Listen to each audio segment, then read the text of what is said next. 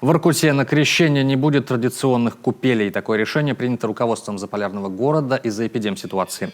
Об этом сообщает пресс-служба муниципалитета. Тем не менее, без праздника воркутинцев не оставят. В местных храмах в день Крещения Господня пройдут богослужения. Там же можно будет набрать освященную воду. Кроме Воркуты, крещенские купания отменили и в Уктыле. В остальных муниципалитетах христианский праздник отметят традиционно с окунанием в Иордань. Всего в Коми планируют открыть 41 купель. Сотрудники центра ГИМС будут выходить на лед, проверять толщину льда, давать организаторам соответствующие допуска на количество пребывания людей, на тоннаж, который может находиться на льду. Организаторы, которые будут проводить это мероприятие, всю эту информацию получат. Ну и праздник святой.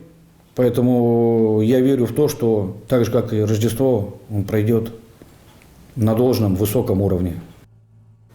В Сыктывкаре крещенские купания пройдут с соблюдением мер профилактики коронавируса. Здесь оборудуют 4 купели на правом берегу Сысолы в районе Понтонного моста на Заречье. Возле местечка Красная гора в Эжинском районе прорубь обустроят на реке Вычек, да в районе лодочной станции. И еще одну прорубь сделают в микрорайоне Нижний Чов.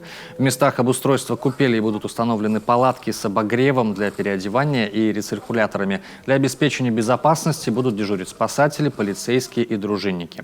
Крещение состоится традиционно 19 января. В этот день в 9 часов начнется божественная литургия в Свято-Стефановском кафедральном соборе. С 10:30 пройдет крестный ход.